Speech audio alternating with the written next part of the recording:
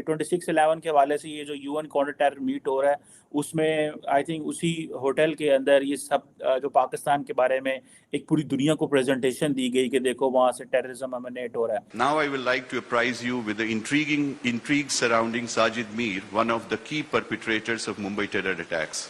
In this voice clip, which you are going to hear, he can be heard directing the assailants at Sabad House.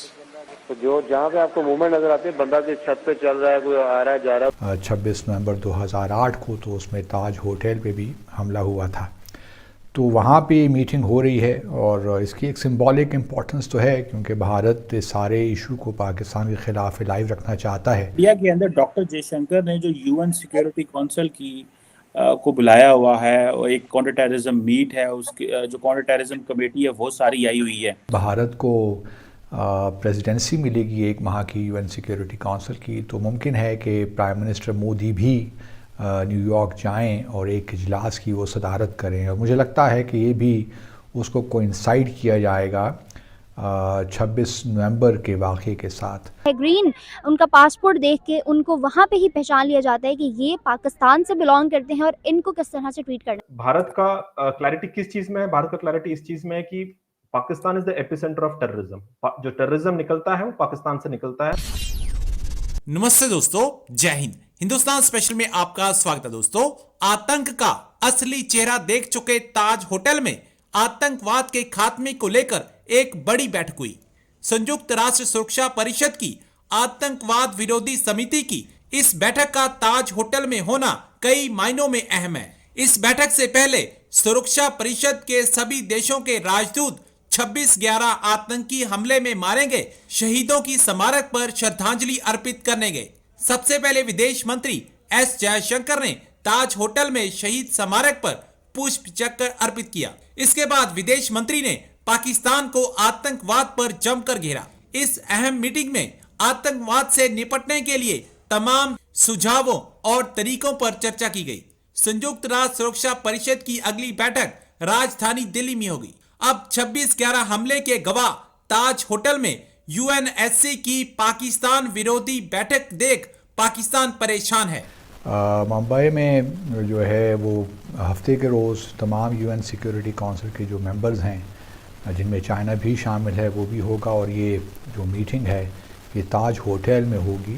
जो हम जानते हैं कि Mumbai attack जब हुआ था 26 नवंबर 2008 को, तो उसमें ताज होटल पे भी हमला हुआ था, तो वहाँ पे मीटिंग हो रही है और इसकी एक सिंबॉलिक इम्पोर्टेंस तो है क्योंकि भारत इस सारे इशू को पाकिस्तान के ख़िलाफ़ लाइव रखना चाहता है, और ये हम सब जानते हैं कि भारत की पॉलिसी क्या है। फिर इस मीटिंग के बाद रीथ लेइंग सेरेमनी भी वहाँ पे होगी। उसके बाद फिर न्यू दिल्ली में हफ्ते के रोज़ एक कॉन्फ्रेंस भी होगी जिससे भारत के वज़ीर ख़ारजा जो हैं डॉक्टर जयशंकर वो की नोट एड्रेस करेंगे।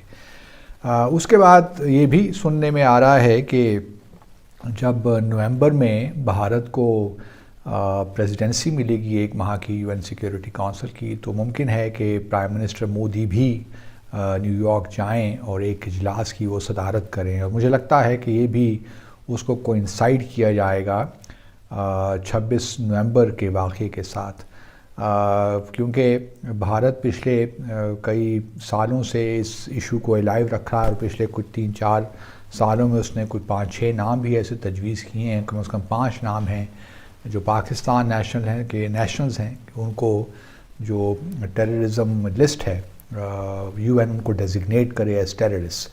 वो चाइना ने बिल्कुल बजा तौर पे उन पर टेक्निकल होल्ड लगाया हुआ है, क्योंकि चाइना का ख्याल यही है कि इन जो 5 अशख़ास जिनके बारे में भारत ये चाहता है कि इनको टेररिस्ट डेजिग्नेट किया जाए, तो उनके बारे में इत्तलात अभी मुकम्मल नहीं है कि वाकई वो दहशतगर्दी के मामलात में मुलव्वस थे कि नहीं थे।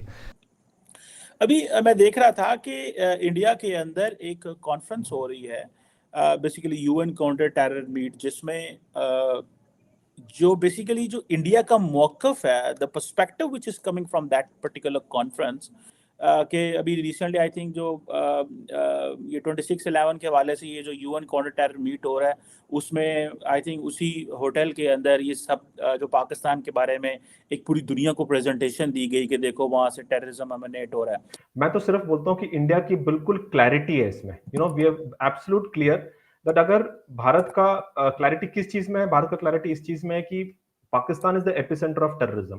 जो टेररिज्म निकलता है वो पाकिस्तान से निकलता है, और जब तक टेररिज्म वहां से निकलेगा हमारे लिए अपने देश का जो प्रोटेक्शन और सिक्योरिटी पे काफी असर पड़ेगा।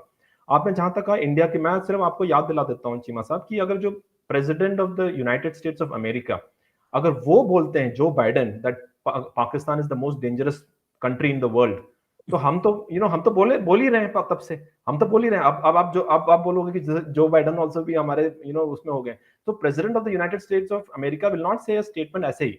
और साथ में कई बार उन्होंने स्टेटमेंट किया और व्हाइट हाउस ने बोला नहीं, एक्चुअली वो बोलना ये चाह रहे थे लेकिन उनका मतलब ये है, उन्होंने ये भी नहीं बोला या जो बोला है वो बोला है। तो कहने का मतलब है चीमा साहब, मेरे ख्याल से पाकिस्तान को ये समझ में आना चाहिए कि जब तक टेररिज्म वहां से चलता रहेगा, वहां पर भारत का जो पहल है वो रहेगा कि इसको सच को बाहर लाना। जहां तक FATF की बात है, ये बहुत अच्छी चीज थी कि 2018 से लेकर अभी तक पाकिस्तान उसके ग्रे लिस्ट में थी, कई सारे स्टेप्स लिए हैं। और आपको पता है कि अगर टेररिज्म को सर्वाइव करना है तो पैसे की जरूरत पड़ती है, एक फाइनेंशियल जो फंडिंग है वो बहुत बड़ी चीज होती है। अगर आप फंडिंग को कट करोगे तो टेररिज्म कुछ हद तक आप उसको रोक सकते हैं।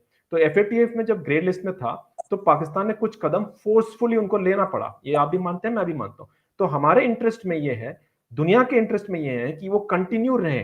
आपको ही पता है कि आज की तारीख में भी पाकिस्तान के अंदर कई सारे ग्रुप ऐसे हैं जो बिल्कुल फ्री स्टाइल घूम रहे हैं।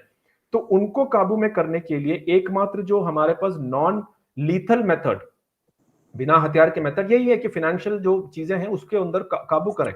तो हम अपनी तरीके से, मैं मानता हूं कि भारत का जो इंटरेस्ट है इसी में है कि पाकिस्तान को फोर्स करें एक्शन लेने में टेररिस्ट ग्रुप्स पे, और आप माने या ना माने उसमें आप लोगों का भी फायदा है। आप इसको क्या देखते हैं, क्या इंडिया का जो बढ़ता हुआ ग्लोबल क्लाउड है, क्या वो इंटरनेशनल कम्युनिटी को प्रेशराइज कर पाएंगे, या क्या आप समझते हैं कि चीज़ें बहुत बेहतर हैं पाकिस्तान की दुनिया के साथ, और ये वो जो लेबलिंग पाकिस्तान की माजी में होती थी अब वो नहीं होगी?